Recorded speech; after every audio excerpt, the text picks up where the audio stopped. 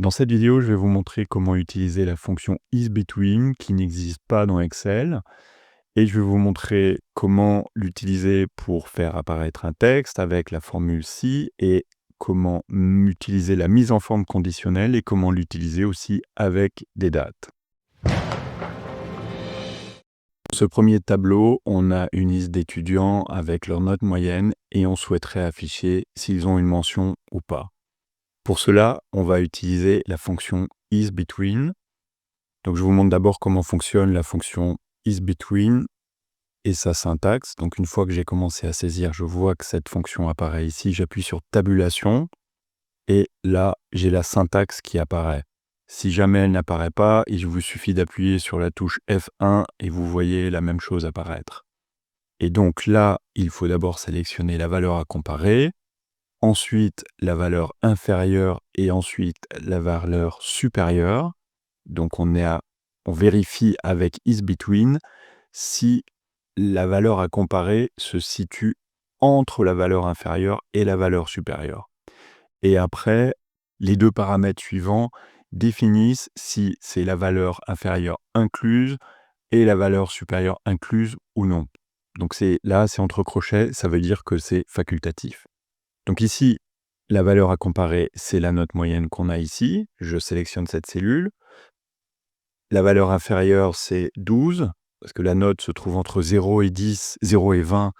Et pour avoir une mention, il faut minimum un 12 et maximum, la note maximale, 20. Le 12 est inclus, le 20 est inclus, donc on s'arrête ici et je fais entrer. Je tire cette formule sur l'ensemble de la plage et là, on voit que on n'est pas entre 12 et 20, donc on a un message faux.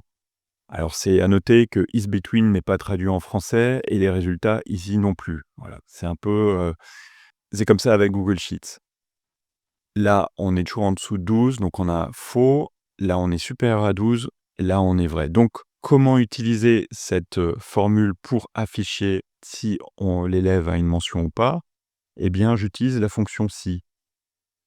Et donc, la première partie, l'expression logique, j'intègre la formule avec isBetween. Et donc, si là, j'obtiens une réponse vraie, une expression logique qui est validée, eh bien, on va afficher mention. Et si l'expression logique n'est pas remplie, on va faire afficher pas de mention.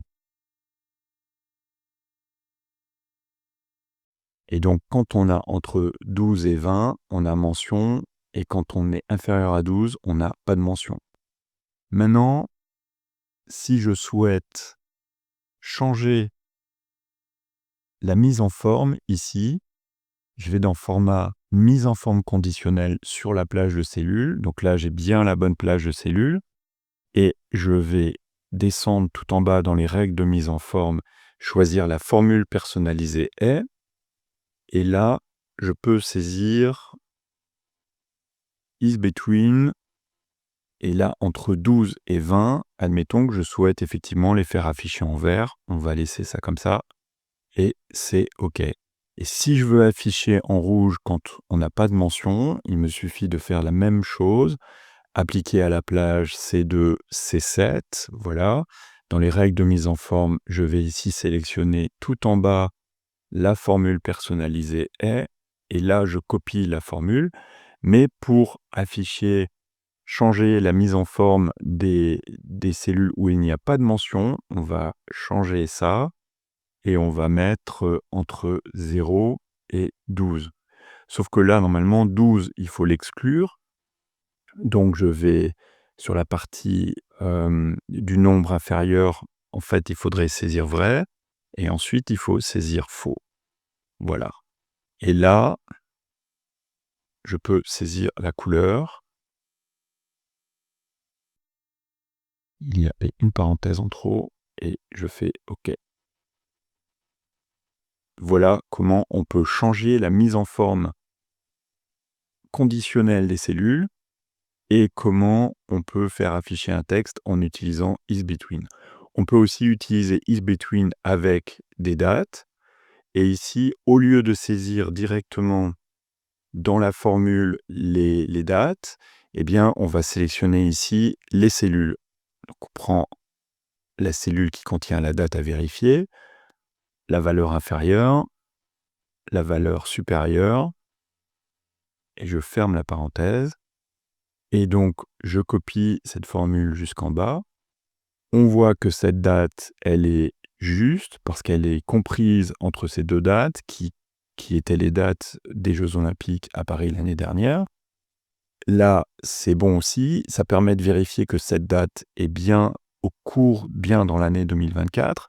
Par contre, cette date-là ne fait pas partie de l'année 2025, donc on a faux ici.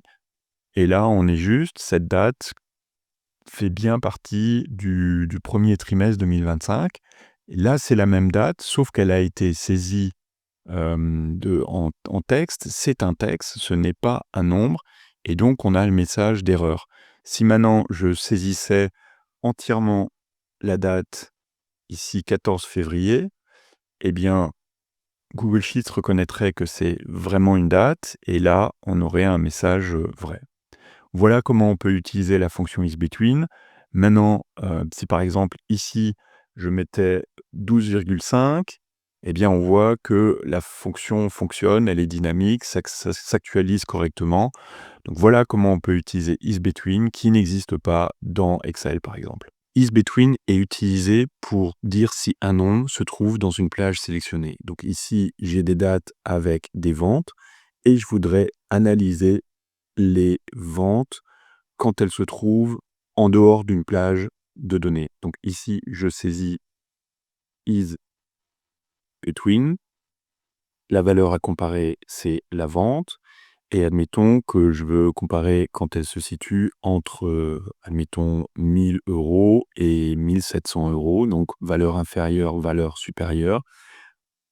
1000 € et ici 1700. Je ferme la parenthèse. Et donc, je tire la formule, j'accepte. Et donc là, j'ai vrai, faux, vrai, faux. C'est pas exceptionnel comme présentation. Et pour pouvoir mieux analyser, tiens, ici, je n'ai rien. Je vais le copier là.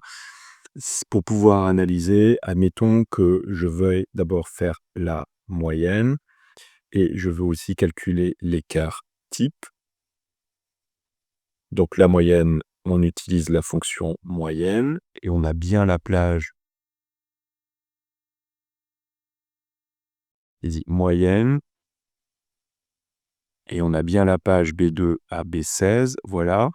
Et pour calculer l'écart type, je saisis écart type ici, et je sélectionne aussi la plage. Et donc, je veux donc utiliser la moyenne moins l'écart type pour connaître une plage basse, et la moyenne plus l'écart type pour connaître une plage haute. Donc on va saisir entre 1090 et 1775. Donc on va faire 1090, 1775, voilà. Et par contre, je veux analyser, c'est OK si on se trouve dans la plage, et je veux analyser si on est en dehors de la plage. Donc je vais encadrer cette formule par une fonction si. Et quand ici, on est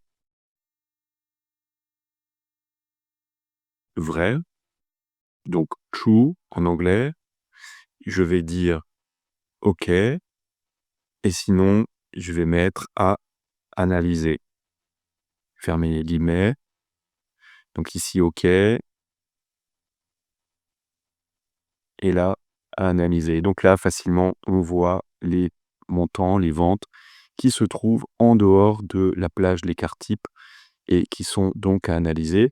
Ça permet de très rapidement identifier les données qui sortent de la plage, et au lieu de faire des filtres, on peut utiliser isBetween.